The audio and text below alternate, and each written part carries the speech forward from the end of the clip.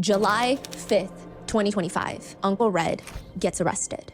Oh, ew, what the? I'm sorry. Is that mean? That's actually straight up just Chinese SmartSchoolBoy9. Dude, they're making clones and they're just like programmed to be predators. A lot of initial reports stated that Uncle Red was 60 years old. He's not 60, he's 38 years old. This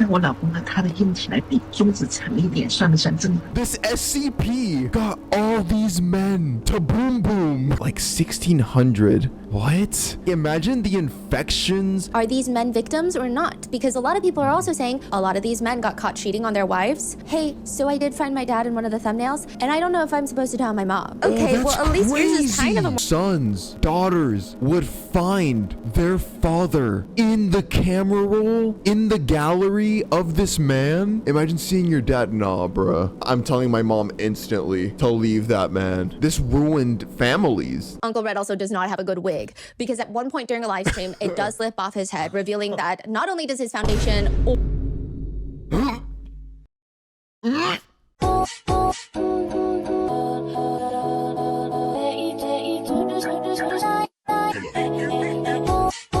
Hello, YouTube. In today's video, we got a freaky, yes, that's the word, freaky ass case today. We're back with Rotten Mango, the queen. We all love Stephanie here. The video we're gonna be watching today is titled China's Red Uncle/Sister Hung Exposed with 1,600 plus victims, but became the biggest meme. That title doesn't tell you too much, so I'm gonna go ahead and give you a little sneak peek right now. I watched the first like a minute of it just to get an idea of what it's about. This is literally Chinese SchoolBoy9, SmartSchoolBoy9. This man, yes, it's a man, and I'm not misgendering them. This man dressed up as a lady and 1,600 guys.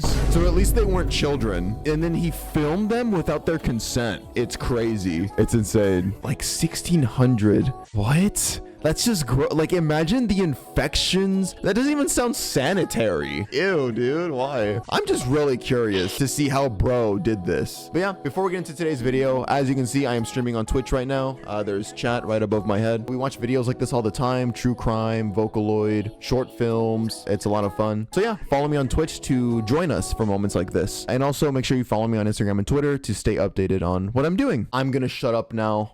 I don't know if I'm ready for this chat. I don't know what is about to be explained to me. Bada bing, bada boom. The city of Nanjing in China is probably the equivalent to Chicago in the United States. Just in terms of population, you're talking about at least 9 million residents, which means, theoretically, if somebody farts or sneezes on one side of Chicago, you would imagine that at least 8,999,990 people don't care and don't even hear it, don't even smell it. Okay. This is why I love Stephanie. She just knows how to grab your attention from the get-go. The way she explains shit. Maybe unless you're the mayor of the city or someone with 5 cans of WD-40 strapped to their chest and a lighter. It is very unlikely that one person's actions in a city as big as Chicago or Nanjing, China. Explosive ass fart. July 2025. Something weird is happening in Nanjing. The ones who know about it and are talking about basically all she's saying is that like if you do something minor in a big ass city, nobody's gonna notice. Nobody cares to notice. Online, they're all boycotting any future travel into and through Nanjing. Like, you would think that there's an outbreak of some sorts. They're talking about Nanjing online as if something incredibly dangerous, contagious is spreading inside the city with the residents. Some people online don't even want to come in contact with someone that's been in the city of Nanjing in the past year. These are people outside of Nanjing. Some people inside of Nanjing, nothing. They have no idea what's going on. They have no idea what people on the other side of the country or the other side of the world are saying about their city. In fact, there's this one guy, he posts online and he's just saying something weird has been happening. Okay, so he was on the street the other day. He lives in the city of Nanjing, if you need some context, which really isn't that pertinent, or so he thought. He was gonna go visit his uncle and he didn't want to go empty-handed. His uncle loves fruit. His favorite fruit is watermelon. He goes to the store, purchases the biggest watermelon that they have, which on second thought might not be the smartest idea, because now he's hauling this massive watermelon down the block and a stranger stops him, literally smirks at him and sneers. He's like, what the hell is wrong with this stranger? Like, I didn't even bump into you. I didn't do anything to you. So fucking random. Like, you're just carrying a watermelon. You get scoffed at by a stranger. Like, look at this bitch ass boy. Goofy ass watermelon. Wrong with this stranger? Like, I didn't even bump into you. Watermelon. I didn't do anything to you. Going to see your old man? That's crazy. This guy online is like, I mean, I've lived in Nanjing my whole life. Strangers don't talk to each other. It's not like America where you make small talk. It's like everyone goes about their day. Everyone's busy. It's a pali type of hurry culture there as well. The tone is kind of malicious also, which is throwing him off. And it's so weird. Is he about to get jumped on the street for a watermelon? He responds, yeah. The stranger looks him up and down and shoots him a look that can only be described as utmost disgust. Like if someone were to step on a cockroach barefoot in the middle of summer and then half that cockroach carcass just sticks to the bottom of their soul, that's what it looks like. And Jesus, why is Stephanie so descriptive this episode? Stranger just walks off. Mr. Watermelon has no clue what this entire interaction was about, but it's all connected. Mr. Watermelon, the internet boycotting travel to Nanjing, and somehow even that's all connected to Nanjing gyms and fitness centers that are all seemingly at the same time on the brink of collapse simultaneously. It seems like every single gym in the city is on the verge of shutting down. Some of them are even trying to sell private training lessons. Wait, so this is all connected to the guy cross-dresser banging 1,600 dudes? It's all connected? Even the watermelon? Even the farts? For $13 for 3 sessions. And they're still not selling any. And if you start tracing it all back to when this all happens, you can almost pinpoint a day that this all starts. July 5th, 2025. It's the day that a person the internet has now nicknamed Uncle Red gets arrested. Because after Uncle Red's arrest... Oh, oh, ew, what the fuck? I'm sorry. Wait, is that mean? That's actually straight up just Chinese SmartSchoolBoy9. Oh my god. Dude, nah. They're making clones. Dude, they're making these in a factory. And they're just like programmed to be predators. This one preys on children. This one just preys on non-suspecting men. Nothing and nobody is the same. How the hell is the entire city impacted by this one man's arrest? It could be the 1,000+ videos that he has on Nanjing citizens, secretly recorded videos of random Nanjing residents during the most intimate moments of their lives. It's crazy to see them all laid out. This SCP got all these men to boom boom. Or it could just be that Uncle Red is kind of crazy. Dude, what an insane start to a video. Chat, what if you saw me? What if I'm in that gallery? Guys, I have standards. It's okay. Also, I'm not gay. And even if I was gay, my standards would be higher than this, okay? Today's case involves mentions of illegal distribution of intimate moments without a party's consent, video footage. Today's case is also unique in the sense that it's going to be discourse heavy. So the crime itself is ongoing, but much of the conversation and the internet reaction has become part of the case itself. Like you can't really separate the two. It's not one where I can be like, hey, so I'm gonna tell you about the case and then maybe a few little internet comments here. It's so embedded. You can't talk about one without the other. Otherwise it feels like you're not getting the full picture of what's happening out there. So I'm going to tell you everything that's been happening in the effort to present all sides of the case. Just because I'm telling you what people are saying online does not mean that I'm endorsing what they're saying or trying to make light of a situation. But like I said, the discourse is almost becoming bigger than the case itself. And to ignore that would not make it go away. I mean, it's still there. Just because we don't like to hear certain conversations doesn't mean those conversations are going to stop or they cease to exist happening. So keep that in mind. Based, holy based queen. No, yeah, just because a topic isn't a pretty thing to talk about doesn't mean you can just ignore it, you know? I mean, if the conversations are being had, you got to address them head on, you know? You got to talk about it. If you try and ignore it, that's when it becomes bigger and you run the risk of, you know, the wrong type of opinion growing and growing and growing. So if you like, by talking about it, especially with, you know, a platform as big as hers, she can like clear up some of the bullshit at least, you know? Biggest note to go into this case is it involves a male identifying perpetrator who by most reports and accounts seems to only portray themselves as a woman online to lure in straight men to engage in sexual acts. So with the perpetrator's end goal being to secretly film videos. Our team had multiple extensive conversations about the best way to identify the perpetrator, and ultimately we decided since there is zero public indication that the perpetrator identifies as anything other than male in any other context than when they're trying to commit violations for monetary profit, we will be using he, him pronouns. That's okay, yeah. No, it doesn't sound like they're trans. It literally is just a dude trolling.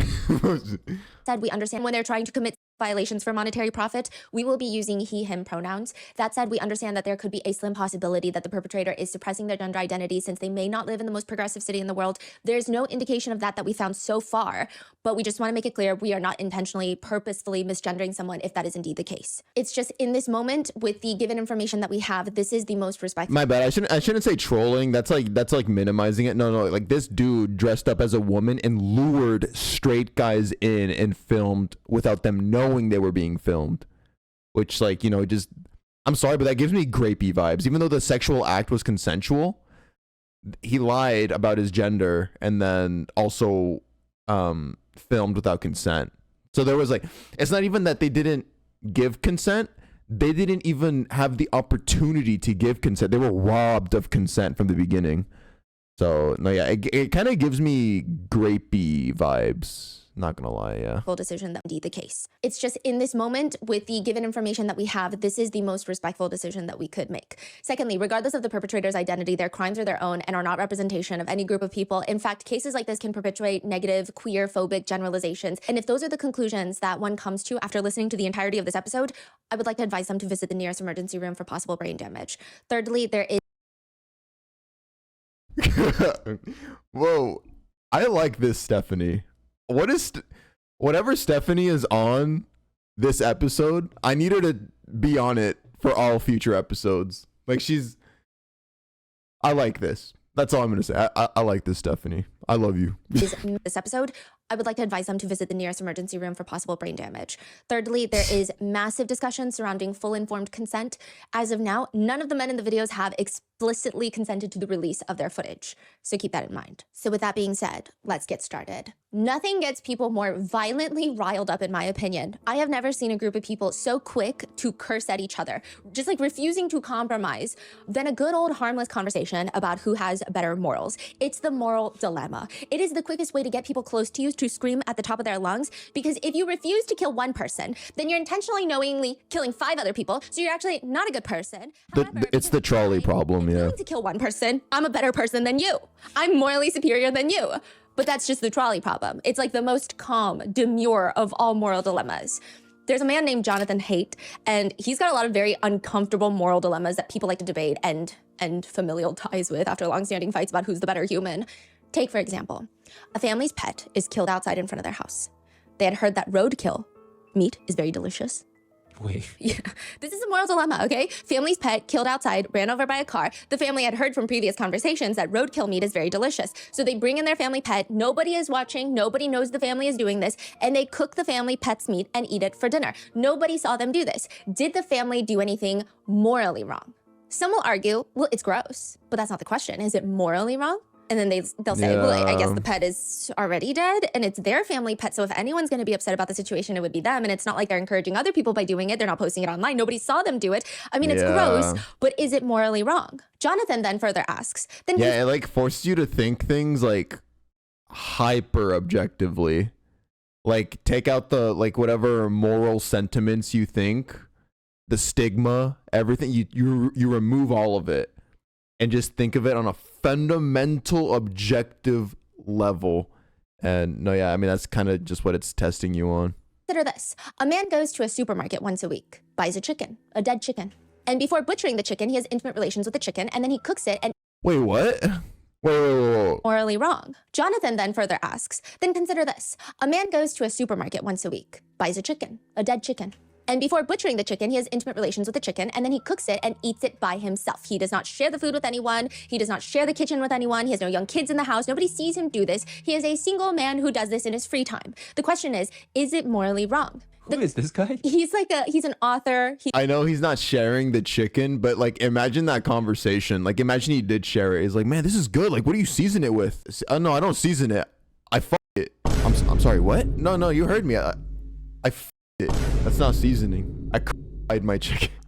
No young kids in the house. Nobody sees him do this. He is a single man who does this in his free time. The question is it morally wrong? Who is this guy? He's an author. I believe he's a professor as well. Got it. And the question is not, is it gross? The question is not, would you do this? Do you want to be friends with Chicken Man?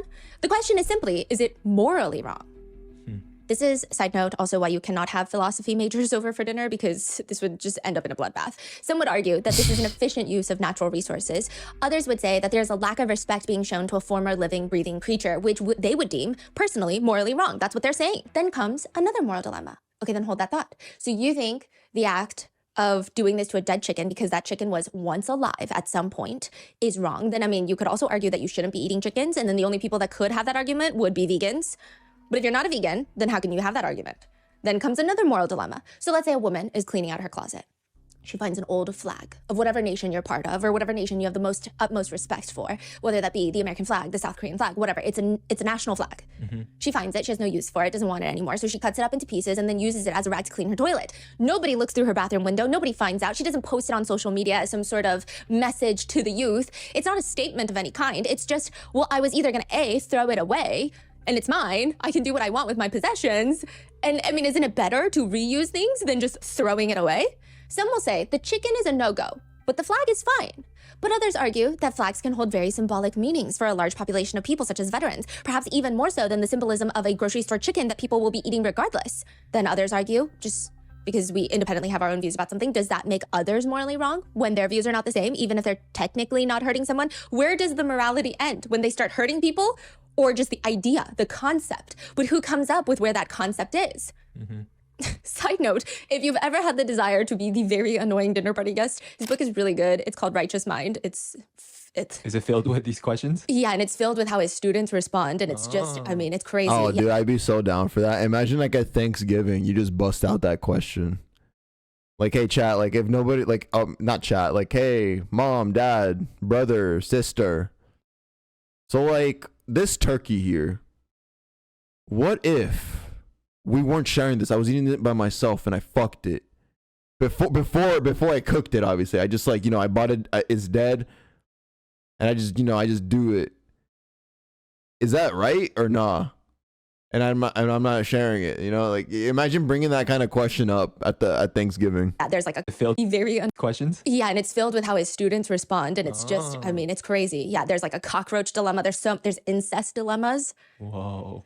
Yeah, it even goes into how a lot of people will first, this is what he says in the book of, it's interesting because when you ask people these questions about these moral dilemmas, first people will be disgusted by the moral dilemmas. And you'll see it. And one of the first things that they do to justify their disgust, because they can't, I mean, maybe someone on the street, but when you're talking to a lot of like philosophy majors, it's hard to debate that some of these are morally wrong.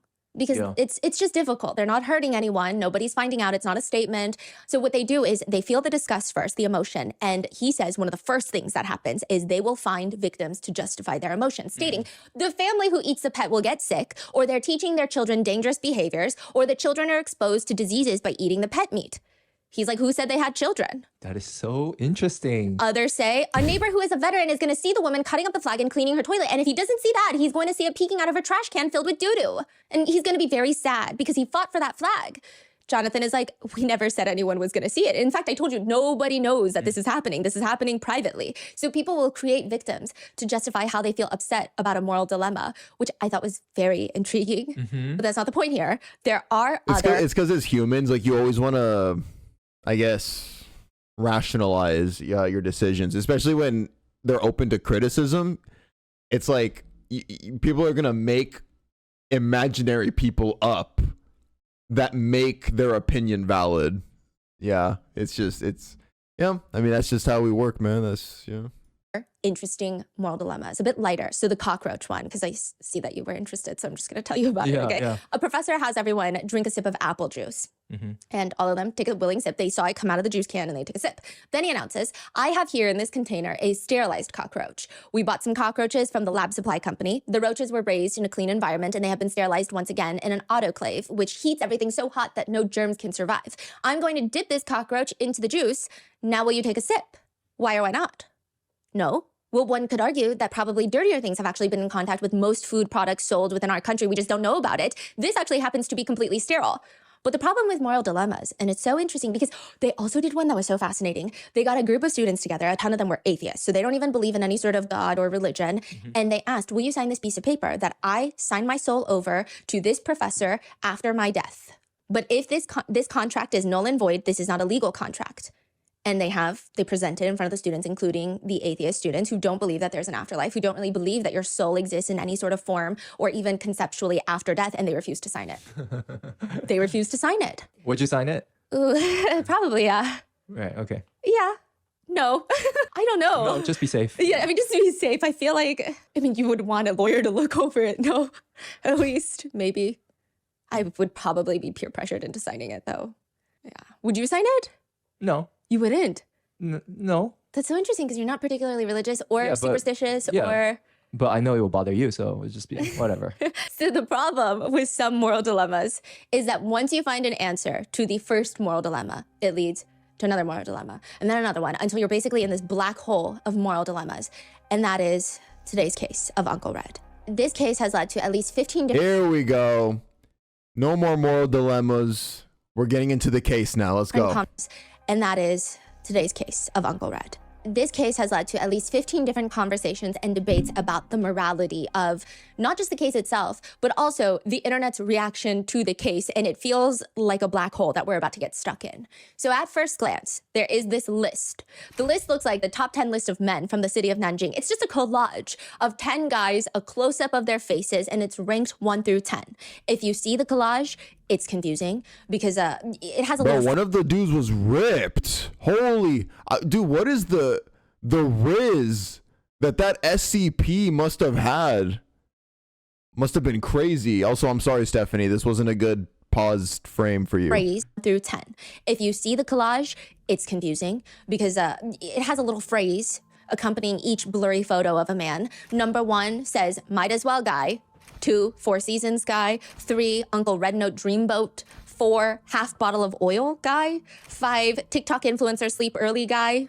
6, muscle man. 7, watermelon guy. Number 8, the watermelon dude. guy. 6, muscle man. Muscle man. My mom. Oh, sorry. I had to do a regular show reference. 7, watermelon guy. Is he fucking the watermelon? Oh, dude, you can do a lot of freak shit with a watermelon, not gonna lie. I mean, who here saw the movie Call Me By Your Name? I never saw it, but I know of the peach scene. And I think the dude like does some freak shit with the peach. Dude, they're gonna do some freak shit with the watermelon, dude. Dude, watch this guy was aware that the SCP, Sister Hong, fucking Chinese SmartSchoolBoy9, watch, he knew that SmartSchoolBoy9 had a dit. And he was fully aware of it and was cool with it and was like, hey, what if we gang this watermelon together? 6, muscle man. 7, watermelon guy. Number 8, the milk guy. Number 9, black leather jacket guy. Number 10, sister-in-law guy. Michelle's fiance, and Michelle is a pseudonym, is black leather jacket guy. Number 9 on the top 10 list, which is kind of hard to forget for Michelle because every single day, every second of every moment, everyone in her orbit, in her social sphere, just keeps sending her links to the collage of photos. Everyone calls your fiance the leather jacket guy. Well, I mean, her former fiance. It gets to be so much that she actually posts online. I took the video and I questioned my fiance and he went silent. I showed him the collage and currently we have notified both sides of our family. I went to the hospital to get checked for anything today and I'm still waiting for the results. We were together for almost 3 years. I really believed we'd make it all the way to the altar. Wait, whoa. Did this guy cheat to get with that ugly ass creature? Bro ruined a 3-year relationship. And they were engaged. They weren't married yet, but they were engaged. Ruined it to Chinese SmartSchoolBoy9. Holy fumble. Their faces are blurred, but you can still tell she's a baddie. All the lies he told me suddenly felt hollow. I confronted him and you just shrugged and said, let's part on good terms. I'm sorry. As if those words could erase everything. At that moment, every bit of light I had carried for 3 years in my life shattered. Uncle Red, I was left wondering, what exactly was I to my fiance? Really, Uncle Red? She posted a screenshot of a video of her fiance, well now, ex-fiance, sitting in a black leather jacket, sitting on the edge of someone else's bed. And that's where the top 9, like the number 9 photo was pulled from. And same with the other 9 guys. They're all sitting on the same bed or they're all standing in the same room. Michelle apparently went through leather jacket guy's phone and he even had the chance to come clean. One of his friends messaged him, do you want me to tell your fiance or are you going to? He responded, huh? I don't think that's necessary. What do you mean? You're engaged and still doing this? You don't have shame? Netizens are commenting under Michelle's post. I'm so sorry, but your fiance was pretty good looking too. And I could tell. This happened twice, didn't it? Another one reads, all I can say is he was pretty handsome, so this makes it even more confusing. Others say, it's actually more confusing that he's only ranked number 9 on the top 10 list. I'm so lost. Another one in the top 10 list is a popular influencer on Douyin, which is China's TikTok. His videos have gone viral in Asia at least a few times solely for the reason that he's attractive. One of his videos, there's just comments that now read, you deserve better than Uncle Red. Why didn't you meet me before you met Uncle Red? Dude, all of the girls are like, dude, girls on TikTok, it doesn't matter if it's like the Chinese version or whatever, bro, they always fantasize and thirst over the wrong people.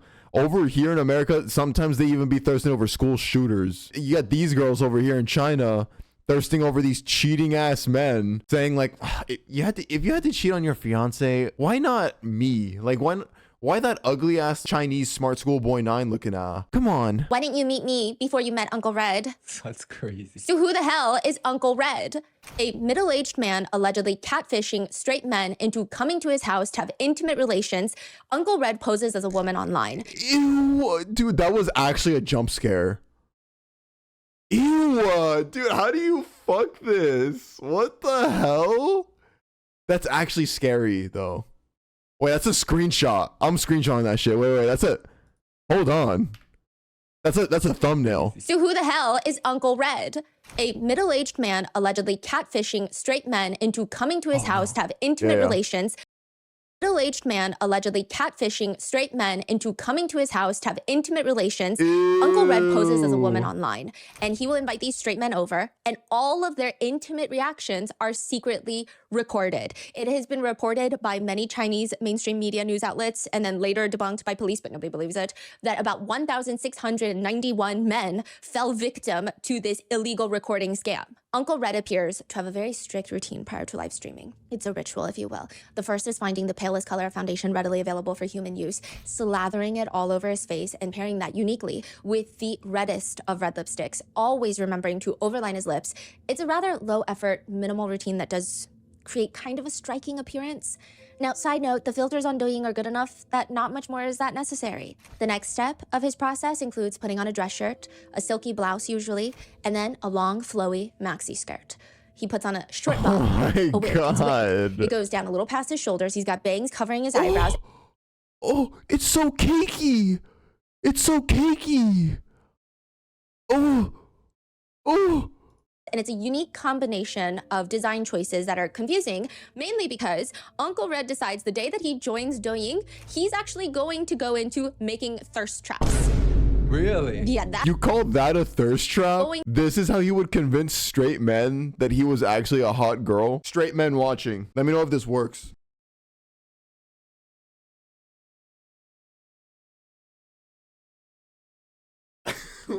Guys, did that work? I mean, the attire is interesting. He never wears anything provocative ever, and it doesn't work, at least not in the traditional sense. Uncle Red is for 3 years on Douyin. The mass audience has no clue who this person is. Nobody knows Uncle Red until he gets arrested. But that's not the end game.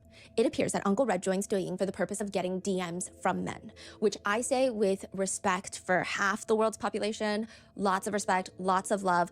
It's typically something that you can achieve even if you're aggressively doing nothing. Naturally, Uncle Red starts getting lots of DMs from men. But like, what kind of thirst trap is he posting? Yeah, you'd be surprised, bro. Get into that? Yeah, so Sorry, hold on. Sorry, yeah, you'd be surprised. Men,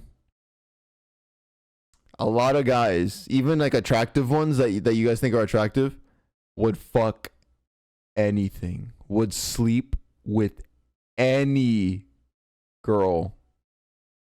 It's sad. Like, it's so sad. So it's like, yeah, we're clowning this dude for looking the way it does. And like, how could anybody be attracted, bro? A lot of dudes just want to get a nut. A lot of dudes just want to bust one. It's crazy, yeah. the thirst traps are, But like, what, even if you're aggressively It's doing not just crazy, it's sad. nothing. Naturally, Uncle Red starts getting lots of DMs from men. but like, what kind of thirst trap is he posting at that point? You're gonna get into that? Yeah, so the thirst traps are not thirst traps in the way that you would typically imagine. So when you think thirst traps, you're thinking about costumes Dancing. and dancing. Yeah, and like lots of skin A lot of guys are attracted to Uncle Red's softness. It's alleged that he uses a voice change filter and he knows how to talk to guys. Sometimes he would take calls from his viewers, and one male viewer, seemingly familiar with Uncle Red already, is asking, "You still haven't slept yet?" Uncle Red responds, "I just ate lunch. How can I fall asleep?" "Oh, why aren't you sleeping yet?" I don't know. I just haven't slept yet." Please tell me we're gonna hear his voice. "It's about a man." "Sure, go ahead." "My husband's private part is a little longer than my middle finger. Is that normal?" 像我老公呢，他的硬体来比中指长一点，算不算正常？ That's the extent of his thirst traps. Got it. That's the conversation that wins a lot of guys. That's how he sounded. And no, I wasn't mocking the Chinese language. I was just like trying to show y'all like the tone. Like that did not sound feminine at all. Over from the extent of his thirst traps. Got it. That's the conversation that wins a lot of guys over for Uncle Red. Side note, Uncle Red does not appear to be married, at least not anymore. He was once married to a woman, but they divorced. He has not since remarried, nor does he have a husband. But a lot of people like the idea that this is a woman who is not intimately fulfilled by her husband. And a lot of men want to say, "Let me show you what men do." That's the thirst trap. I see. Yes. Now, Uncle Red also does not have a good wig, because at one point during a live stream, it does slip off his head, revealing that not only does his foundation only go up. I need a minute. You know, hold on. The longer I look at it, hell no, what the fuck? His foundation only go up to where the bangs cut off. Wait, I've seen that photo. It's only the face. That's why, right? I mean, but it's like half the forehead. Yeah. And he just has like a very short buzz cut hairstyle, which looks perfectly fine. But even so, Uncle Red's DMs start filling up, and it's rumored that Uncle Red, at least 1,691 men came to visit Uncle Red at his personal residence for intimate relations. So why is this a Rotten Mango episode? One of the first titles to come out of this incident, well, first of all, let me tell you why it is a Rotten Mango episode, because I've gotten hundreds of separate emails, while I was so deep in the Karen Reed case, and everyone is telling me about Uncle Red. Yeah. And so I looked into it and I thought, okay, maybe it's not going to be the most complicated mind case because my mind was wiped. And then the minute that I got into it, it's just the moral dilemma conundrum. It made my brain spin because of how many different debates were taking place online. Also, just like, yeah, not gonna lie, this isn't like the typical Rotten Mango episode, which I guess is like, it's kind of valid why people were confused. It's like, why are you covering this? But I think it actually does get kind of complicated. how viral this is on TikTok and then in all of Asia. Like every single country in Asia was. Yes.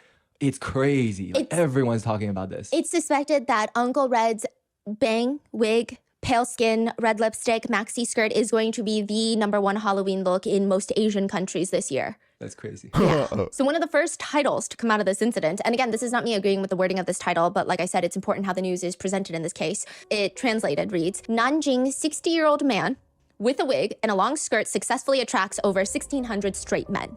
So it's a very strange title, and accompanying it is a collage of a bunch of guys' faces.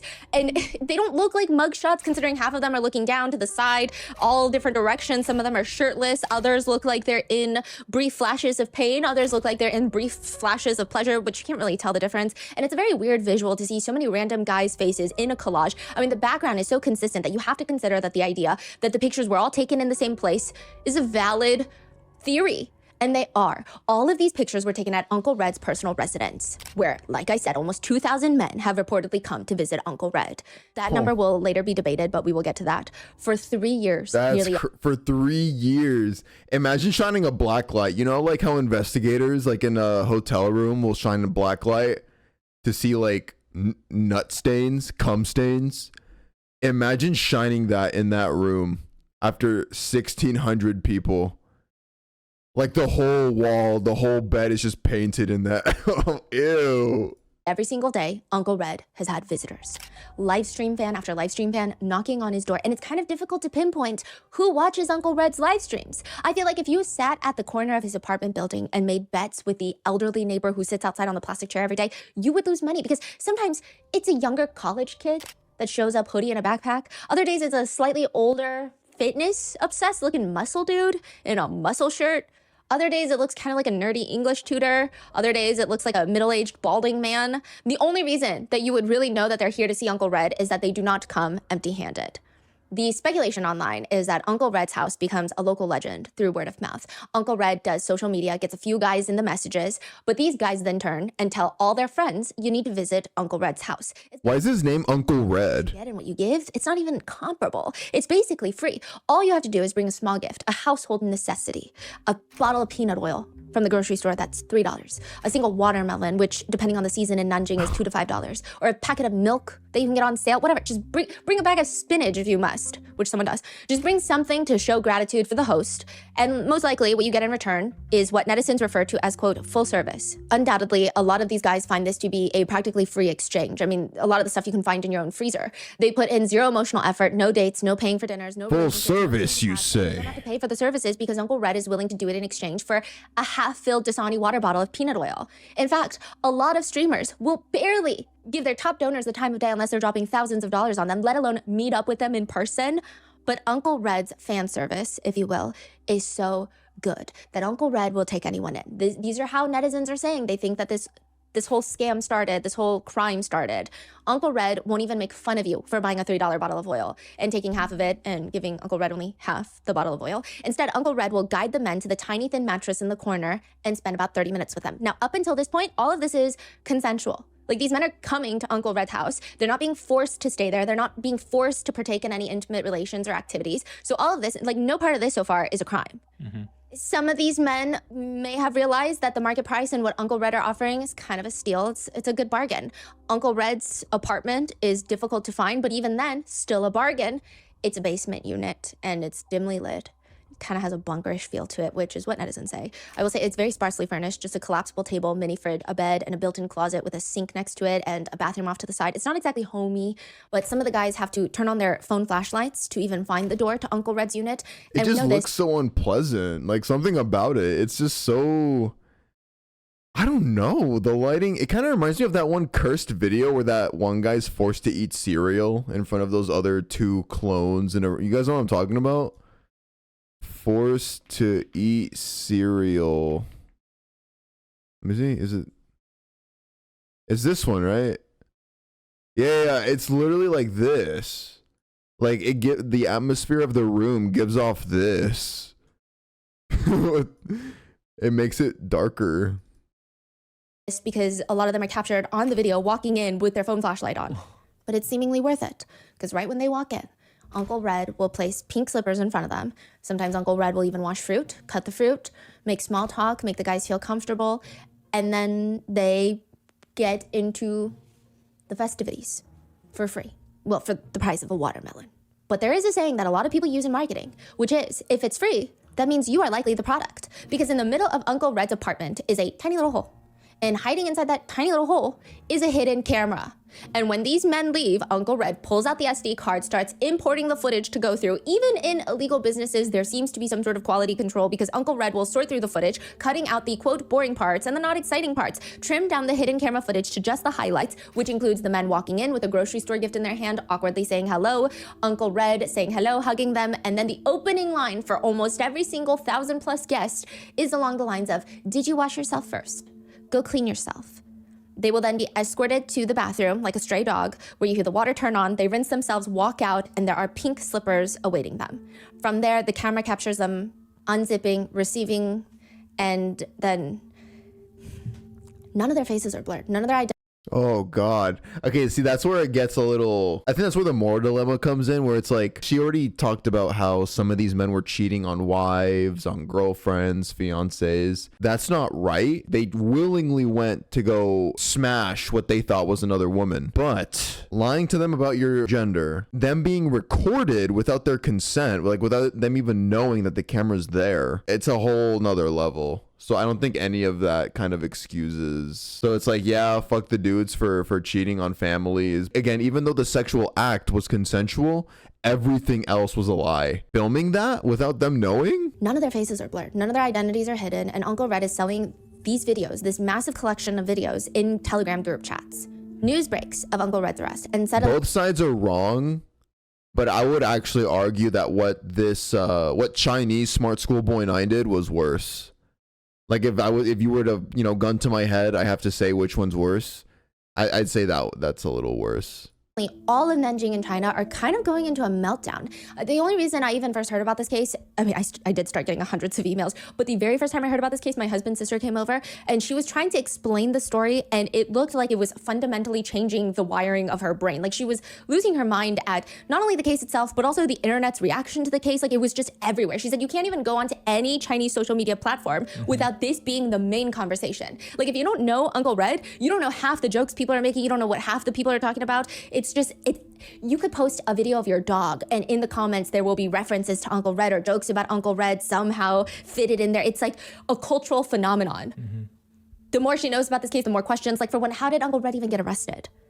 July of 2025, a man walks into the police station in Nanjing, China to report very simply that his private moments were secretly recorded and they're circulating online. He knows where the videos were taken, he knows who took the video, and he's going to lead the police straight to her. That's about all he says to the police. Police head to the basement unit of Uncle Red, they knock on the door, and since Uncle Red was not expecting any company, Uncle Red does not have his live stream fit on, and they realize, okay, this is a little confusing because the man who reported it to me said that this was a woman in a bunker type style basement unit who took these. That's just crazy, bro. Like, these men were getting head from this. That's insane.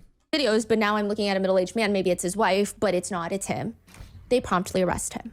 And they realize that Uncle Red has likely made over $35,000 selling these videos in these group chats. God which damn. could explain why Uncle Red perhaps did not have a deep yearning to receive expensive gifts from the men that came over. The whole, okay, this is where I, again, get a little bit confused by the internet reaction, because I will say the selling of the videos online is reminiscent to other cases that we've covered, such as Enthrium. I don't know if it compares in severity, and I don't think it would be appropriate to compare the severity of certain cases. However, the business idea is similar in the sense Uncle Red will join a Telegram group chat or start one. He will charge $20 for a video in the group chat. After spending $20, if you want to see other videos or more videos, instead of receiving further payment, Uncle Red will ask that you invite 3 people into the group chat that will be willing to spend $20. So it seems like a very well thought out business plan. It's like a pyramid scheme, but for fucking. It's a referral program for new customer acquisition, which what can only be described as Uncle Red's blooming illegal video criminal enterprise. July 5th, 2025, authorities in Nanjing release a brief statement that they have put an end to said illegal video sharing by Uncle Red. Within hours, news of this arrest starts trending, which would make sense if Uncle Red was a famous live streamer that had just gotten arrested, but that's not the case. Because within hours, Uncle Red's arrest is at the top of the trending list. 89 separate media outlets have started reporting on the case, and in just 3 hours, 350 million people have clicked on any article regarding Uncle Red, someone that the entire country had no clue even existed 2 seconds ago. 300 million clicks? 350 million clicks in 3 hours. Whoa.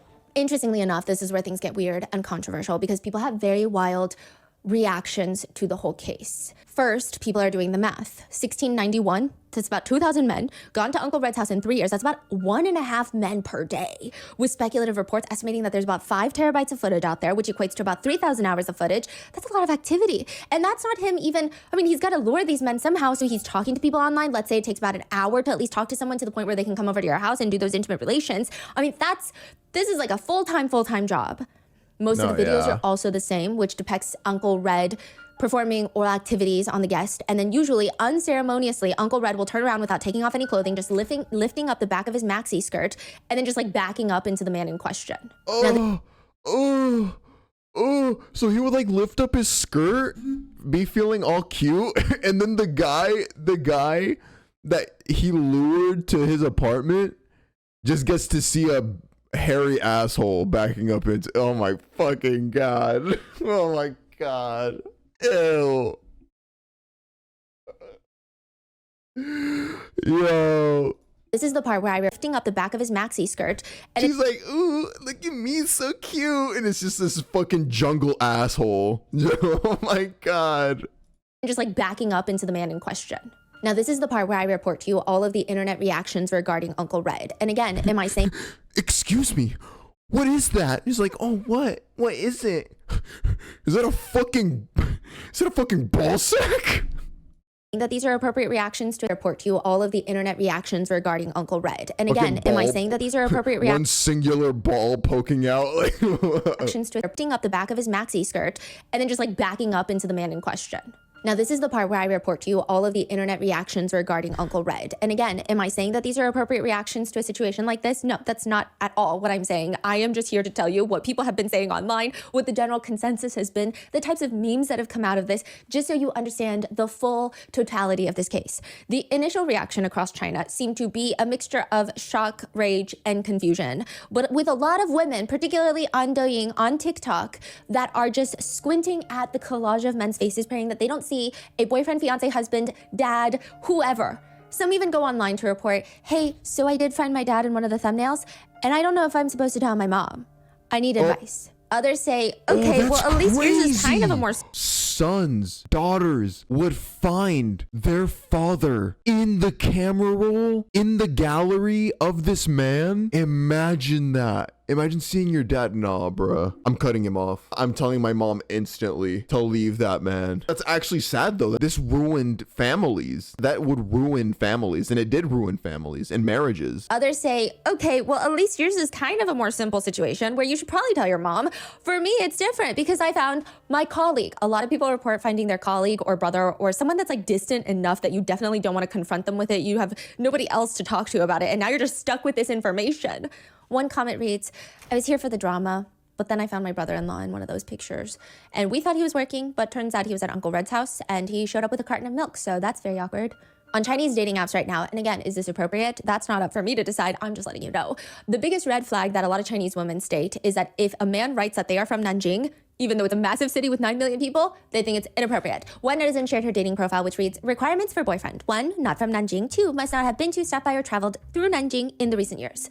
The comments under her post are agreeing with her, writing, crazy. Yeah, I'm not going to date Nanjing men in the foreseeable future. I'm also going to abstain. This one dude ruined an entire city that girls made it a standard for you not to be from there. I've just been uninterested in men these days. When I look at them, I just feel like all of them have slept with Uncle Red. I don't know what exactly that means. I don't know if it's the fact that 1,691, you get it. But another one writes, does anyone understand my pain? When I walk around Nanjing, because I'm from Nanjing, I just feel like every guy I see, I just picture them with Uncle Red instantly. I just look at them. This one man made it an ick to be from Nanjing. If you were talking to a guy from Nanjing, I'm just gonna assume you got your shit sucked by Chinese SmartSchoolBoy9. With the consensus being on many Chinese platforms that the biggest diss that you can throw at someone is telling them that their husband or father is from Nanjing. There have been lots of memes that have occurred from this case in this situation. I mean, you know, when you travel to a new city, there is a TripAdvisor must-eat list on there. Well, on there, the #1 must-eat list is a 38-year-old man, which, side note, a lot of initial reports stated that Uncle Red was 60 years old. He's not 60, he's 38 years old. But it is must-eat 38-year-old man named Uncle Red. And then the Red Gate banquet list goes viral. People have given nicknames and created these AI videos. A lot of people have dubbed Uncle Red. And again, this is for, if you look up this case, you're going to see a lot of these references online. And I'm not saying that these are appropriate, but a lot of people have dubbed... Oh, there's no subtitles. What the hell?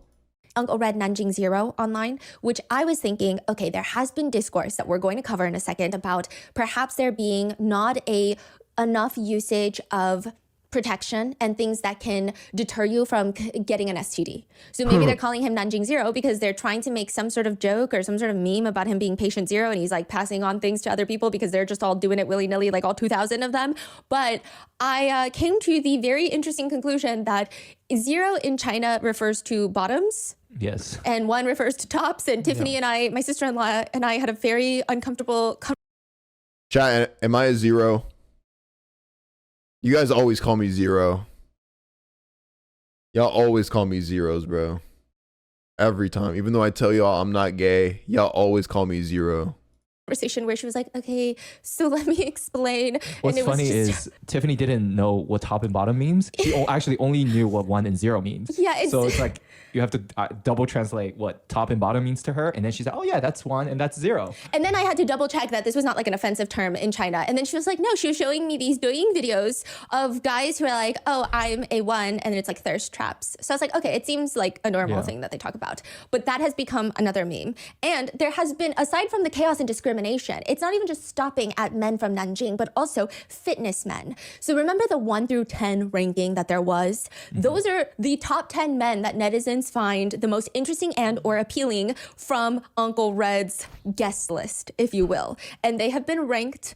I'm not even going to go on to what it's like to rank victims of these intimate videos being leaked, but it's been done, and these have been circulating, and everybody has been referencing them. Number 3 on the top 10 list for Uncle Red is actually a pretty famous fitness influencer on the app, Red Note. And it's blurred, but you can tell that's a sloppy ass kiss. And it's relatively easy for netizens to connect the dots, because even when he went to go see Uncle Red, he's wearing this black Under Armour shirt with a big white bull on the front and a pair of Adidas Ultra Boosts that he always wears in his fitness videos, and he has a very distinctive look. And after these videos leaked online, he changed one of his social media bios to just read, "I've already filed a police report, my life is a mess, and I'm planning to leave Nanjing for another city. Stop sharing the leaked footage." Then, ranked number 2 out of the 10 is someone netizens have dubbed the 4 Seasons man. Because a lot of netizens, after this news broke out, it's like the Barbara Streisand effect. It's what happens in a lot of crimes like this is people will go out and seek the footage afterwards. It draws more attention to said footage, and people have been piecing together who is who and what is what. And I will say some netizens do say we have to do this because a lot of these people are not going to come forward. A lot of them are married, a lot of them have children, a lot of them have other partners that may not know that they're visiting Uncle Red and may want to get tested, or may not know that they're having other intimate relations. So that's kind of been one conversation of why they're scouring through the videos. Others say it's just for fun, which is a very morally debatable dilemma that we can go down. But there is one guide called the 4 Seasons man, and it is because he has been seen in 4 different videos, and it's in each of the seasons: spring, summer, fall, and winter. And you can see in his attire, in one he is wearing full-on winter gear, thermal puffer jacket. Summer, he's wearing lighter clothes, and that man is visiting Uncle Red all 4 seasons. It's like this guy would mark the calendar for the exact day when it switched seasons, and he'd be like, he was like so excited for it. He was like counting down the days. Yes, only 10 more days before I can go back and hit that SCP, that man. Then in first place, so a lot of the 1 through 10, they made the top 10 either because they're attractive, like the leather jacket guy that cheated on his fiance, or because of the unique gifts that they brought, i.e. Watermelon Man. But the number 1 place is "I'm already here, might as well." And this has actually turned into a very famous phrase in lots of countries in Asia. That is what this man has been dubbed online. Netizens came up with this name because reportedly in the leaked video, it appears that when he gets to Uncle Red's house, he realizes that Uncle Red is probably an uncle. So Uncle Red goes by Sister Red online, and so he gets there and he's like, okay, I don't think this is Sister Red. So he starts confronting Uncle Red, asking, are you a man or a woman? Are you a man or a woman? And this is going to be another more dilemma that we're going to go down, and lots of people have been having debates about it, but right now, pause on that. He's asking, are you a man or a woman? Uncle Red lies and says, I'm a woman, I'm a woman. He does not believe him. He's like, I don't believe you.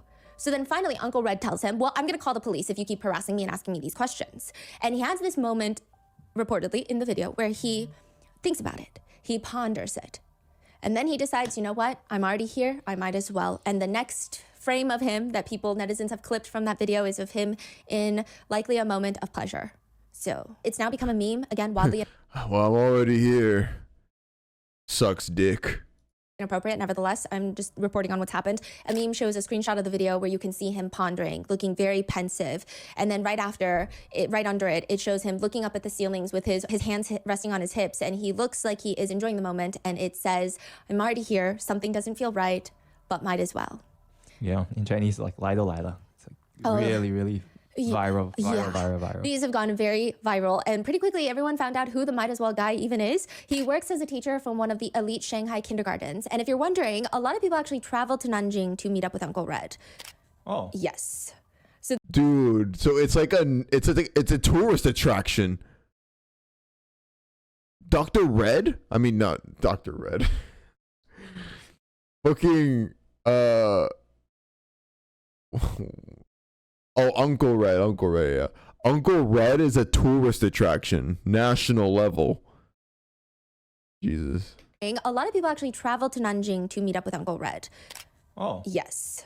So the kindergarten that he works at, to go there, you have to send your child there. You have to pay $22,000 a year for kindergarten to learn how to count to, I don't know, 26. It costs $22,000 a year.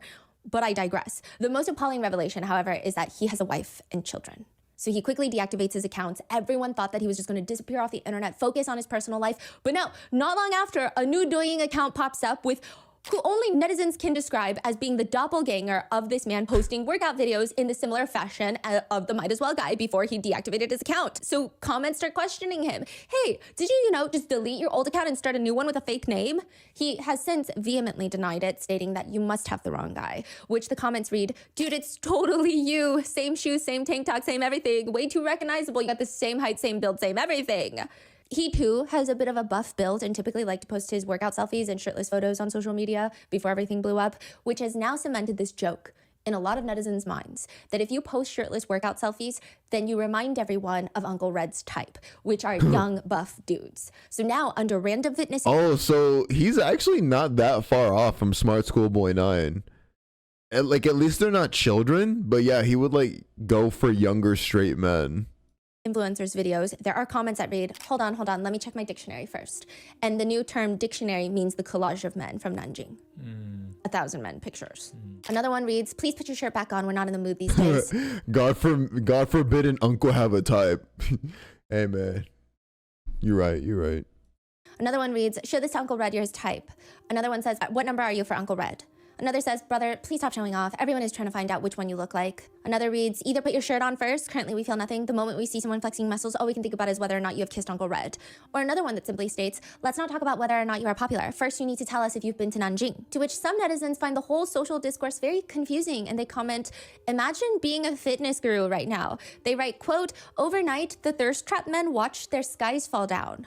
It's said that if you post fitness content and you're from Nanjing, you're almost obligated to add in your bio, have never seen Red Uncle. So example, there is an online user, a fitness guru from Nanjing called Chestnut Loves Spinach. That was his username. That's so sad. Like if you're from Nanjing and you post a certain type of content, you now have to explicitly say like, guys, I did not get my dick sucked by Uncle Red. All right. I haven't, I swear to God. Like, it's just sad that you have to do that.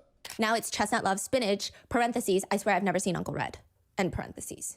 So it's become a huge thing and people are still making memes out of it. So there's this one incident, including a foreigner, and that incident has since gone viral because when Uncle Red sees his private parts, Uncle Red, it's just interesting, like the amount of discourse that has occurred from this case is vast and it's vastly different depending on where you look. So for these people, they're saying this is almost like a social experiment and we should treat it as such. And a lot of netizens have psychoanalyzed each video and each reaction to Uncle Red's video. So for example, when this foreigner walks in, people say Uncle Red has finally solved the debate of if size matters because Uncle Red puts both of his hands out gasping and says, whoa, it's huge. And after they were done, Uncle Red paid him $14 for the experience. And the netizens state that even the foreigner looks confused and doesn't really appear to know what to do with the cash, with the $14. And then just to add more complexity to things, there are now AI videos that depict industry leaders visiting Uncle Red, including Jensen Huang of NVIDIA. I think it has to do with the fact that Jensen Huang, tech founder, has an obsession with black leather jackets. That's fucked up. Yo, imagine getting AI of you fucking another dude, like the most famous dude fucker in China, just because you like black leather jackets, which happen to be from Tom Ford and probably cost lots of money. But that's like do Trump next. His Achilles heel, and it made him one of the more viral AI Uncle Red parodies in China, where he's coming to Uncle Red and giving him like an NVIDIA chip. Trump is also one of the AI videos. So.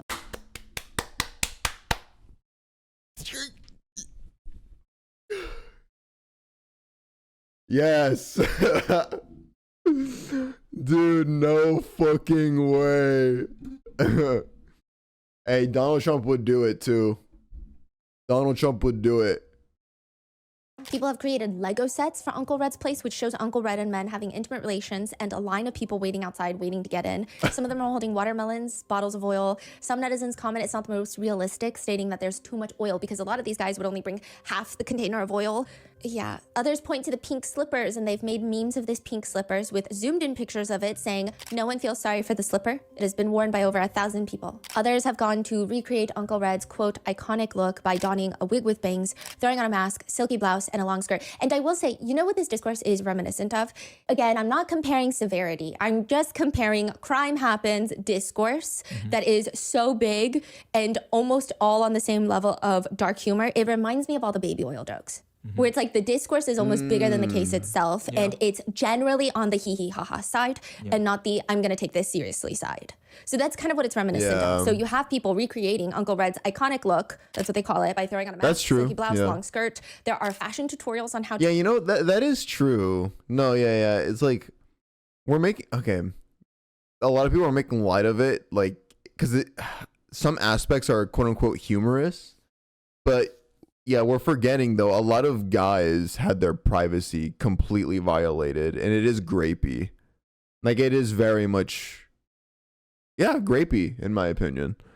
And sometimes for no good reason. Like, yeah, some of these guys were cheaters. And even for them, I would extend the same kind of empathy to. 'Cause, like, again, like, yeah, being recorded without your consent at all, without your knowledge is never good. It's weird. Oh, yeah. To achieve Uncle Red's makeup. Some clubs have even started adopting the Uncle Red memes with giant screens inside the club that read, anyone who is late with their round, dodges their shot, or doesn't focus on drinking is going to be sent straight to Uncle Red's house. That's what it says. There's just been a lot of reports and discourse and online conversations about the fact that Uncle Red was able to get so many men to come visit them. And in one video, according to reports, a foreigner is using an app. So foreigners will come, Uncle Red will use a translation app to even talk to them. There is nothing barring any guest from coming in and having intimate relations with Uncle Red. Uncle Red seems to be open to anybody. And they will be using this app to translate the conversation. And at one point, the foreigner pushes the phone towards Uncle Red, who is talking into the phone near the foreigner's face. And netizens believe that Uncle Red has very bad breath because the foreigner keeps looking away, sneaking in breaths of fresh air. And at one point, he just straight up covers his nose with his hand. But the main comment reads, the way he's gagging and covering his mouth when Uncle Red is talking. To which the next comment reads, but he still didn't leave. And that is where the nickname that Uncle Red is an absolute manslayer comes about. And a lot of memes have spurred from the fact that netizens joke Uncle Red is eating better than them. They state that a lot of the men showing up to Uncle Red's apartment are young, good-looking, well-built guys that have a lot of people would have dated them. So why did they find Uncle Red instead of them? That's a huge conversation being thrown out. A new meme is where Uncle Red is using his tongue to try and pick out food that is stuck in between his teeth. And the words across the meme are, I'm eating better than you, sister. That's insane, dude. We'll start creating these AI videos of Uncle Red giving lectures, dating advice to women on how to capture, quote, good quality men. With the AI video showing someone who kind of appears to be Uncle Red in the same apartment, saying things such as, today I'm going to teach all my sisters how to get high quality household goods. 首先，我不要房，不要车，也不要彩礼，一个西瓜，一包纸巾，半桶花生油，我就很满足。希望不要成为男孩眼中的拜金女。第二，要给男人足够的情绪价值，哪怕3秒钟，不要夸他们很棒。 提升他们的自信心是聪明女人必须掌握的技能。What am I Third, watching, you have to bro? be proactive and make the first move. But the truth of the matter is, no matter how good looking a guy is, when he is hungry, he will still eat trash. Unless he's very rich, then he will only eat Michelin star food. Sisters, follow Uncle Red to learn more. It's never too late to learn. Yeah, that's exactly what I said at the beginning of the video. It doesn't matter how good looking you think a guy is. A lot of these dudes are they just be thinking with their dicks. Like they just want to bust a nut. And they want whatever's easy. And Uncle Red is the easiest fucking thing in China right now, so... Another Uncle Red lesson reads, Uncle Red teaches that attracting a man doesn't require thirst traps. A face mask, long skirt, long sleeves, and bangs are sufficient. Some netizens have called this a Black Mirror episode in real life. Others have called it a real life study. Studying what? We're not entirely sure yet, but a study of something. If you go through Chinese social media, there are pages of threads and threads of online netizens breaking down different types of discourse that is spurring because of the Uncle Red situation. One of them is breaking down the types of gifts that were brought to Uncle Red's house by these men and Uncle Red's reaction to these gifts. Some think that Uncle Red's always positive, always thankful reaction is the most intriguing part of this. Others think that the gifts that these men choose willingly is more insight on the psyche of humankind. They break it down. Some men have come empty-handed. It's been reported that Uncle Red never specifically demands anything to be brought to him, but these men bring stuff out of courtesy, and it's kind of awkward to go empty-handed. However, some men do. The others, all of these gifts are just like random household necessities that range from food products like a single watermelon, packets of milk. I mean, you would think that some of these netizens analyzing the gifts are doing dissertations, myself included, I guess, dissertations on this topic because they've broken down the types of milk that were gifted to Uncle Red. Milk is one of the more popular gifts, and almost every single time, all these men picked out the cheapest milk, the cheapest brand of milk, the cheapest type of milk, the cheapest kind of milk, the cheapest milk. There's one brand in China that is known for having milk that is cheaper than a bottle of water. A bottle of milk is cheaper than a bottle of water. That's the brand that almost all of them went with. It's kind of alarming. Yeah. The milk was still considered a top tier gift on the gift analysis. That's not milk. If the milk is cheaper than water, voice crack, you ain't drinking no milk. I'm just gonna leave it at that. Hierarchy, with tissue paper being on the lower end. Almost all the men that brought tissue paper would bring like a small packet of tissue paper, like a 3-pack little Kleenex packet, but they would buy the cheapest 1-ply tissue paper that if you were to try and wipe water off your hand, it would stick to your hand and disintegrate into white fluff all over your hand. How do netizens know this? A mixture of personal experience, and according to some netizens who have personally viewed the illegal footage, they state that after one man gifted the 1-ply tissue paper, another man came over and used it to wipe their private parts, but the tissue paper disintegrated, leaving tens of little pieces of tissue paper on their private parts, and it is reported that this man spent quite a bit of time dusting it off of himself while Uncle Red just stood there watching and waiting. Another man brought a bag of fruit for Uncle Red, but apparently... That's gotta be such like a hard watch. Dude, imagine like, because some of these people saw their dad on this. Imagine your dad... Okay, I take that back. Don't imagine that, but still just imagine a dude there pathetically like flopping his fucking dick around, his small little ass dick around, just like dusting off all of the tissue particles from their dick. And then Uncle Red is just there like staring at them, waiting, just like,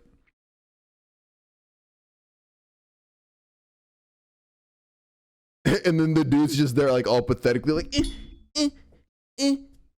get off me, get off me. Oh shit. Nah, I'm dead, dude. Nah. On the way, on the journey, on the trek to finding Uncle Red's place, he got so hungry that he ate half of the fruit. Like, what do you mean ate half? Like half a watermelon type of half, or just like a bag of apple? He ate half a bag. Okay. But the top tier gift, the most expensive gift, being cooking oil. One man was so stingy that he bought a bottle of cooking oil, and he decided that he wasn't going to give Uncle Red all of the cooking oil, so he got a Dasani water bottle, filled that up with cooking oil, and brought the Dasani water bottle of cooking oil to Uncle Red's house. Or it could just be leftover oil that he has at home. Yeah. Another man brought one of the more valuable gifts. Some netizens have argued it's almost heartfelt, which is a fish. A fish that the man caught himself.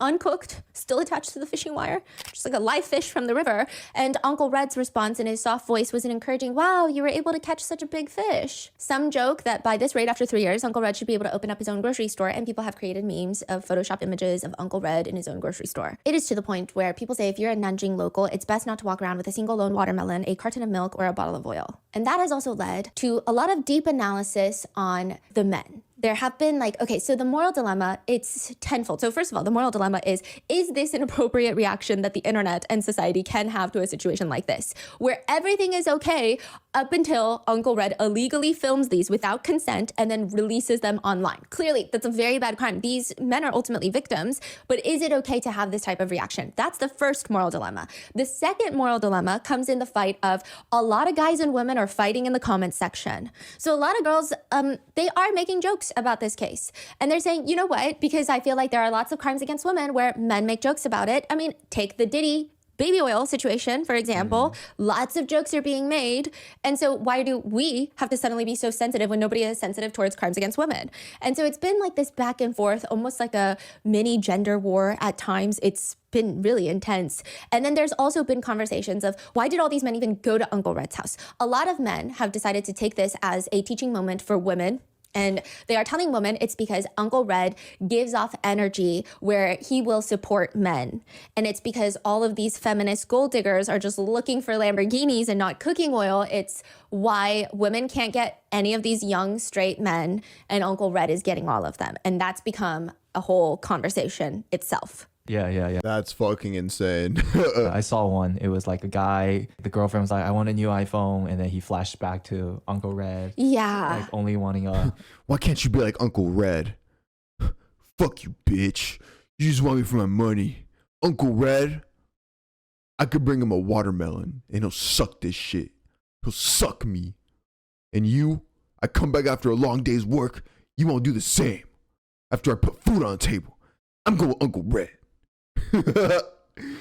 I could bring him a fucking rock that I find on the side of the road, and he'll eat me out. Oh, Jesus Christ. Apple. And... Yeah. So one netizen breaks it down of Uncle Red's allure. This is woman's fault. And he says, Uncle Red's videos actually sneak in a whole crash course on how to treat men. The second a guy walks in through the door, Uncle Red greets him like an old friend, not with a stuck up like, what do you want? Why are you here face?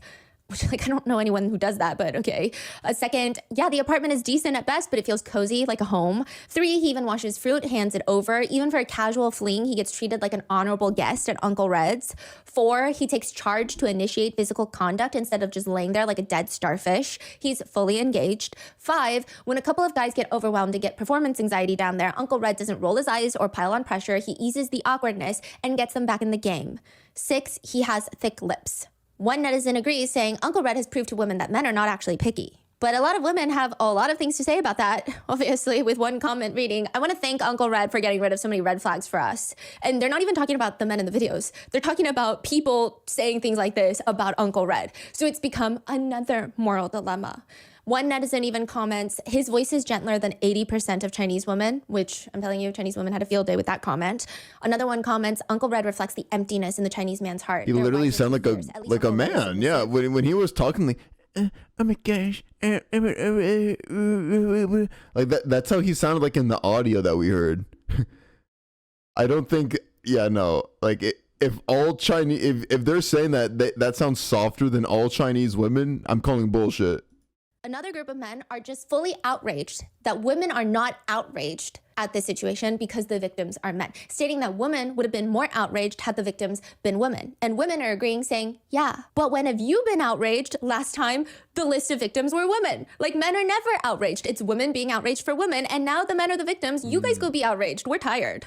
So that's been another whole collective discourse of like, why are women being held to greater, higher standards than men? And why do we have to be the emotional outrage factor for every single crime that's ever been committed if men don't do the same for women? So that's been a conversation. A lot of women are also expressing frustration that a lot of men are using this to teach their girlfriends, wives, and random internet women lessons on how to be more generous and less demanding in order to get a man. There is also a debate online, a completely separate debate, of whether or not Uncle Red disclosing or not that he is a man to the male guest is a violation of consent or not. With people debating online, if they don't know that Uncle Red is a man and they are catfished under the impression that he is a woman, is that a crime in and of itself? Or is that some sort of moral dilemma in and of itself? I think the conversation is tricky because when it comes to disclosure of genders, usually I'm on the side of people that have not had gender affirming surgery. I think yes, honestly, low-key. I'm going to be kind of strong on that. I'm going to give a kind of hard opinion. If you lie about something like that, like your gender, to get somebody to hit, I feel like there should be some legal repercussion for that. Like, that's just not okay. Will usually, for their own safety, disclose to their partners prior to intimacy, and also because they even state preference for certain equipment. It has no correlation to any sort of homophobia, transphobia. Like sometimes you're just not attracted to certain body parts. And so you want to let them know like, hey, I might have a body part that you're not attracted to. So let me tell you before we get started. However, Uncle Red is not a member of the trans community. And this is clearly not a normal situation. Uncle Red's main objective here is to profit off these hidden camera videos. And side note, that's another moral dilemma of like, he's genuinely perpetuating homophobia and transphobia through this case. So it's not good. But the fact that he's... Yeah, no, 1000%. Like actual homophobes or like people that just hate trans people, they will 100%. They love that this shit happened because now they have more material that they can use to validate their messed up opinion. Oh yeah. Not disclosing that he's a man, I mean, it's up for debate. A lot of people are debating whether that goes against consent. Many netizens have gone through the footage and sorted these men into 3 different categories. The first group being a group of men that do not ask Uncle Red about his gender, likely not even thinking about it. They have intimate relations, and because of the way Uncle Red lifts up his skirt and very quickly moves things along, they may not have even noticed anything about what equipment Uncle Red possesses down there. With some netizens arguing, just because the men don't ask doesn't make it less deceitful. Some saying, well, they didn't know, so it doesn't matter. But then some are saying, maybe if it wasn't for the videos being released, because maybe if they didn't know, it didn't matter to them. They didn't ask. Uncle Red didn't tell them. And then they had these consensual, intimate relations. That's fine. But then now these videos are being posted online without their consent. And then add the element that we still live in a society, especially in Asian countries, where there is a lot more homophobia that can actually, I mean, even in the US still, even in Western countries, that can ruin your life, that can take away your job, that can do all of these things. Does that make it less consensual because of the video element? I mean, you could go down this entire rabbit hole, black hole for like 10 years. And then you have a second group of people from the victims list where they discover that Uncle Red is a man and they don't care, with a few even reciprocating oral activities. There's no debate there. until you get to the illegal videos. And then you have the third group of people that have their suspicions or they straight up ask Uncle Red, like the might as well guy, and he lies to them. There's one video where a man starts interrogating him, like, and he flat out lies. Uncle Red is like, don't be ridiculous, you're seeing wrong. And from there, some of these men will run away. Uncle Red does not hold them captive, but still, that's not saying much. And then others are staying and just pushing through the activities. Netizens are arguing whether or not straight up lying is a violation against the men. If the answer is yes, it is a violation, then the next argument dilemma is, then what about the ones that continue to stay afterwards, even though netizens claim that you can see on their faces that they don't believe Uncle Red? Is that still a violation against them? Is that not a violation? People are saying it's just very confusing, and I think that everybody has a different opinion about this case. Some are saying you can't have these debates without bringing in the illegal filming and releasing of these videos factor. Because maybe if they knew the whole world was going to find out about it, they would have asked. Maybe they wouldn't have stayed because maybe they're not homophobic, but they're scared of being outed. Maybe they genuinely thought that Uncle Red was a woman. Like, it's very confusing. Yeah. It's like a moral conundrum, I guess, is how people describe it. And then there is the morality of doxing the victims. So there has been a lot of debate of, would this have happened if the victims were women? And okay, I will say one thing, which is when we do a lot of research for these cases, I think it's a really good conversation of like two things can be true at once. I think male victims. For those of y'all asking me if I'm all right, no, yeah, I am. It's just midnight. And I'm just like, but I mean, also I'm just watching. I don't know. I don't want to be pausing too much. I feel like I've paused a lot this video, so.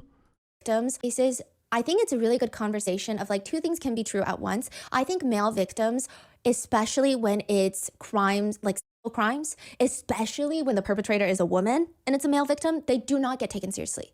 However, I don't think we can always say, would this have happened if the woman was the victim? Because I mean, there's so many cases where women are the victims, a lot of cases where women are the victims, they're laughed at, they're mocked, nothing happens, they get injustice. So it almost insinuates that if you're a female victim, you're gonna get justice. Everyone's gonna stick up for you, which is not the case at all. So I think two things can be true at once. However, this I might agree with because there has been a lot of social media discourse about the titles of the videos that people are re-releasing these illegal footage videos under. So a lot of these websites have taken these videos and started creating eye-catching titles. For example, one reads, buzz cut, anxious guy, brother says nothing, just keeps taking off his clothes. Looks like he's getting ready to fight. Another one reads, milk guy knows Uncle Red has been working hard taking care of so many people, brings milk to help Uncle Red recover. Another one just reads, done in a minute. Another one, die hard, taking care of so many people, brings milk to help Uncle Red recover. Another one just reads, done in a minute. Another one, die-hard fan of Uncle Red, returns multiple times. Another, a carton of milk and a packet of tissues in exchange for Red's private time. Another, watermelon brother brings coolness to Uncle Red's scorching hot summer. Who wouldn't love such a thoughtful man? So some people are saying if these were illegal videos of women that were taken without their consent, would they have been released? But then you have some... Hey, never mind. Bro, I was going to say, like, what if like in one of these, I'm telling you, how would you genuinely react if you saw me in this? If I was exposed? And it wasn't even me getting head. It was like, you just see me on my knees, bro. On my knees, getting that Uncle Red goo. Women fighting back, and they're saying, actually, they would have, and they would have created titles like this. But what's crazy is it happens so often. It actually doesn't make the news, and that's why you don't think it happens. You know, literally, as we speak, there is a huge Anton case in China that's happening at the same time. Oh, I do think I got some emails about that. Yeah, which everyone's talking about this. Yeah. So it's like, just when you think, okay, that's a good point, then someone will come and say, no, it's because you're just unaware, because when it's a female victim, it happens so frequently, it doesn't really make the news unless it's a massive scale operation. So it's been this huge back and forth. And one of the main topics being, who defines victim? Are these men victims or not? Because a lot of people are also saying a lot of these men, they're here to take advantage of someone. They're here to take advantage of Uncle Red. And yeah, it's consensual, but like, they're not perfect victims. Others are arguing a lot of these men got caught cheating on their wives. A lot of these men have families. A lot of these men have girlfriends, fiancés. So are they a victim? If they came here to do something bad and then something backfires, is it karma or is it victimization? That's been a conversation online. I'm not saying that's my conversation. And some people are even saying that the meme culture around this case is a lot. People have started creating anime business cards So you do like the character. It's like it gives you a rating for. It's like a video game. Oh. Not Are you anime, talking about game. like Pokemon cards type of? Kind of, but they have. It's like a thing now where you do it business style as well. So it's almost like characters in someone's office building. Okay. And you describe their personality and you rank them by appearance, EQ, IQ, overall ratings, stuff like that. Okay. Oh, got it. They do stars, and then they have like a cartoon character that they've drawn out of these guys from the video. And so, for example, one is nicknamed Strong Work Smell Guy, which is a term for in China where you're just overworked, exhausted, stressed out, and you carry around this scent of work with you. Like you just never can escape the idea that work is very depressing and everyone can feel it off of you. He comes over to Uncle Red's house. The two of them have their intimate relations. He wraps up rather quickly. Uncle Red asks him for $138, to which he responds, "My wife has all the money. If you want, go ask her." And then he runs off. He has his own little character card, and people are ranking him like 1 out of 5 stars.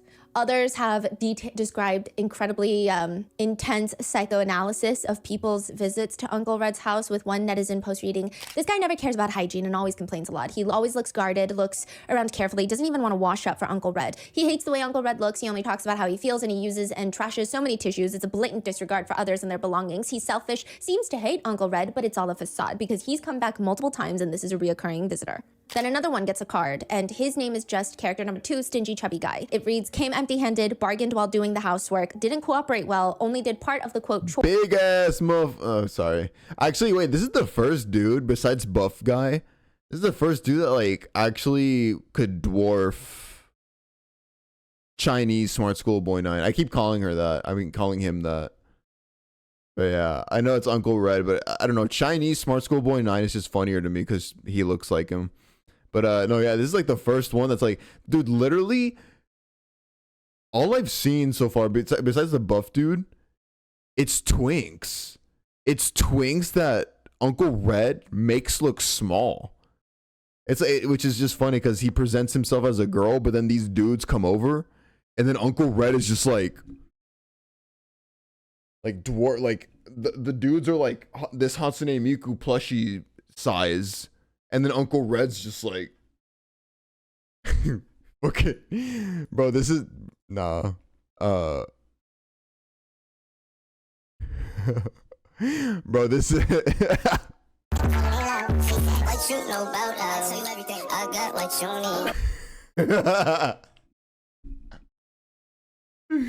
need. Nah, bro.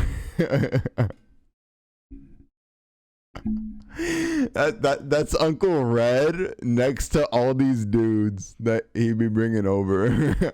Chores and left in a hurry. Another one reads, "Fruit Uncle. He's very warm and kind when he visits the elderly." Parentheses, Uncle Red. "He brings fruit and gives him a big hug to show he cares. He's also hardworking, so he does the chores. When he leaves, he'll even take out the trash. He's really amazing. We are also moved." Then another one. "This guy has a hot temper, is very straightforward, but the contract is already signed. He's already here. He will fulfill the agreement. At least he keeps his promises." Or another one that reads, "Thermal Pants Guy. Whenever he comes in for a meeting, he wears the same brown outfit with thermal pants. Every time he talks about the plan, he's very supportive, saying encouraging things like, 'If you do well, you'll get a bonus.' His ability is pretty sharp, and he seems to enjoy discussing the plan. He shows a strong willingness to work together and collaborate." Then you have people under these saying, "Is this actually appropriate to make for victims of crimes?" And then people will fight back and comment, "Well, are they really victims if they're cheating, if they're putting their family at risk?" Because there were reports coming out. They are. Like, that doesn't... Saying... Even asking that question is problematic. It's like, oh, are they really victims if they, like, chose to cheat on people? You know? And even again, even though the sexual act was consensual, the filming was not. Like, they did not know that was going on. And just because the people themselves are doing a bad thing, aka cheating, that doesn't mean you get to essentially grape them. I mean, that is very, very grapey to be filming without consent and then lying about gender. It's the same thing. Like, you wouldn't say like, oh, are they really victims? AKA, like, let's say like I shoot a cheater. Like, oh, are they really a victim? Like, they were about to go cheat on their on their wife or whatever. Like, they still lost their life. They're still a victim. And that's an extreme example, but I mean, it's the same logic. That's the logical conclusion to that other opinion, to that, you know, like, is it like, are they really victims? Like, they went to go have sex with like somebody, blah, blah, blah. Like, they were trying to cheat. Like if you extend that knowledge that you can, you guys can tell I'm tired, but if you extend that logic to its extreme, you basically just want people, like bad people in this, like, I don't know, it's broad, okay? Bad people aren't just all the same. Like, it's not this monolith. Like, just because somebody does something wrong doesn't mean they deserve to die or whatever, you know? Out stating that really victims, if they're cheating, if they're putting their family at risk, because there were reports coming out stating that these men from Uncle Red's videos, a lot of the videos, you can see sometimes that they will find certain fluids around their private parts that seem to be suspicious looking. And it seems like they have blatant disregard for their health, for their intimate health. And if they're married, if they're dating someone else, they could be spreading these things on unknowingly to people that some people on the internet believe are the true victims. Some people are saying the only victims really in this case are the wives and the girlfriends that are dating the men that are going to Uncle Red's house. It was briefly reported by the media that 11 of the men from Uncle Red's videos were tested and positive for HIV, but the police quickly shut that down, saying they're all victims. The families are victims of cheating, and then the men are victims of being filmed without their consent. Yeah. They're both victims, just different types of victims, but there's no singular, victim. Yeah. That's nothing but rumors. However, they later state there are like 3 people that did test positive for HIV. However, it's unclear if it's connected to Uncle Red. In fact, they cannot release if Uncle Red has any sort of contagious disease, STD or HIV, because that would be a violation of his privacy, which a lot of netizens are upset about because they're like, a violation of his privacy? He violated so many people's privacy. Release that information. Yeah, and then like, all the people that's connected, 1,600 people connects to thousands of people. Now, the authorities have stated that the 1,000+ number is a gross exaggeration. However, netizens don't believe the authorities. Netizens are like, I saw the pictures, I saw the videos, I'm believing the rumors. It's a lot of guys. Maybe it's not 1,600, maybe it's 1,500, maybe it's 900. Does it matter? It's a lot of guys. That's what netizens are saying. People are also annoyed because the government can't do anything. However, they are opening up their health center for free HIV tests if you feel like you are in fear of contracting something. Oh, because of this? Yes. In really? Nanjing. Yes. Oh, wow. So dude, this guy's probably single-handedly, like, maybe, started an AIDS outbreak in what's it called? In China. Because from, like, you get AIDS from, like, ass fucking, right? That's, like, one of the ways you can get AIDS. Bro. Do you think there could be a lot of people that needs to get checked up? Yes. Wow. So some people have used He's literally ground zero. this as, see, these Be a lot of people that needs to get checked up. Yes. Wow. So some people have used this as, see, these men are not victims. In fact, the only victims are their families that are at home or their wives and their girlfriends. Others are saying, well, they are victims because they're at risk and Uncle Red probably didn't tell them. But then the other argument is, well, they knew what they're going when they're going there. Like, they're not just going there to show up. So it's just been this carnival ride loop around of debates. Side note, some netizens also believe that this case is weeding out the not so bright men from the bright one. One boyfriend proudly texted his girlfriend that he bought a self-test kit at home since he had recently gone on a business trip to Nanjing, and he proudly stated that he tested negative. And he was very proud of him. Yeah, he proudly stated that he tested negative, and he was very proud of himself for thinking ahead. And his girlfriend's response was obviously very cold and detached. And he says, "You're so cold. I'm safe, baby. Are you not happy?" To which netizens think this is the epitome of an empty mind. That was probably up to no good. With one comment reading, "A business trip? So frightened you took a test immediately? If he didn't cheat on this business trip, why would he need to take a test to begin with? Yeah. It's not like you catch it through the air." Wow. The girlfriend posted that? Yeah. Wow. And with this HIV scare that's happening, a lot of people in the LGBTQIA community are upset because it's like, again, are we really going to do this again where we are creating these homophobic, fear-based situations of the correlation between gay men and HIV, and it's just... yeah, because that was like a big thing years ago, right? But I remember decades ago, I read somewhere that there was this big thing about AIDS and gay men here in America, and it was like this whole thing that people had to overcome, and we're basically just now over that, I think, for like mostly. I mean, the stereotype still exists, but I mean, it's not as pushed in the mainstream anymore. So the fact that this is happening in China, those people over there got to go through that again. Yeah, I'm sure they're annoyed as fuck. I can see how infuriating that is. Specifically because I do think Uncle Red got off on duping straight men into believing that he was a woman. I think that was also part of the, quote, allure for selling these videos. Yeah. I think the people that were purchasing these videos, that was a huge element. It's very annoying. There have also been conversations on whether or not this is a comparable situation to Bonnie Blue. Bonnie Blue, if you don't know, I think she's based in the UK. Is she British? I'm not sure, but she's an OnlyFans model who recently broke the record of sleeping with like 1,000 men in 12 hours in a day. 1,000 men. And she got a lot of hate. I mean, I remember seeing that on Twitter. Made news internationally. People hated her. Versus Uncle Red, I think he's almost become a meme to the point where I don't think people hate him per se. They just make fun of him. I don't think there's this like deep-rooted, I despise you, you're setting humanity back. Whereas that was the case with Bonnie Blue. And there has been this debate of, wait, why is a woman who does it consensually, with men that are consensual, with men that know everything about her, and she's very proactive about STD health and preventing STDs, why does she get hate, but this man who's doing it is almost become a legend? Then a lot of guys come in and they're arguing, oh, well, you know why? It's because in Bonnie Blue's situation, the real victim are women, because women feel like she's perpetuating negative stereotypes about women and creating this stigma that women should be open and available for men and are obsessed with just like anyone on the street. Whereas in Uncle Red's situation, he's only victimizing men. And so these men are saying that's why women don't care. And that's why the world hates Bonnie Blue, because the ultimate victim is probably Bonnie Blue and other women. And whereas for Uncle Red, it's just men. But then there's been a lot of pushback on that as well. There's even been pushback on Uncle Red's name. So a lot of Chinese female netizens are really upset because initially he was called Uncle Red. And then people started calling him Sister Red or like Red Auntie. Also, just for clarification, some people call it Uncle Hong. Yes. Hong. So Hong is the Chinese word for red. Yes. That's why people call it Sister Hong. Uncle Hong. It just means red in Chinese. And a lot of Chinese female netizens were upset and they were stating, stop calling him Sister Hong. Like, there are 0 women involved. This is a man's crime. Don't drag women into it. Like, this is a man targeting men, harming men. And why do we have to call him a woman? And I think it has to do with the fact that he never states that it has nothing to do with the trans community. It genuinely just seems like he... I have a great idea. How about we just don't idolize or lift up people that do terrible things? All right, like even that Bonnie Blue girl, I'm sorry, like that's not empowering at all. Like fucking 1,000 dudes. Like why would you fucking do that? And the same goes for this Sister Red Uncle Red, whatever person. How about just don't fucking do that?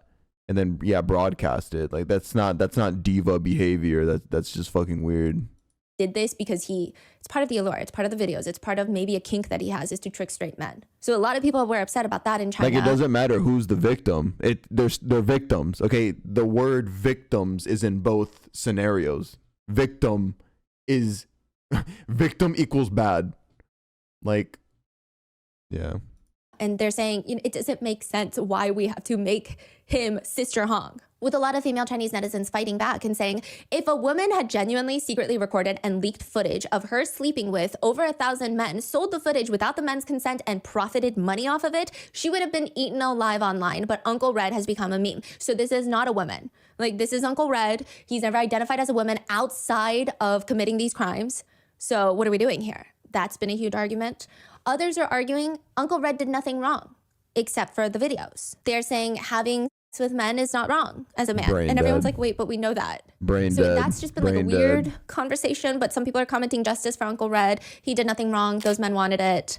I mean, I think that has a deeper meaning than just the words on the screen, though, because those men wanted it. That sounds like a play on when female victims want it.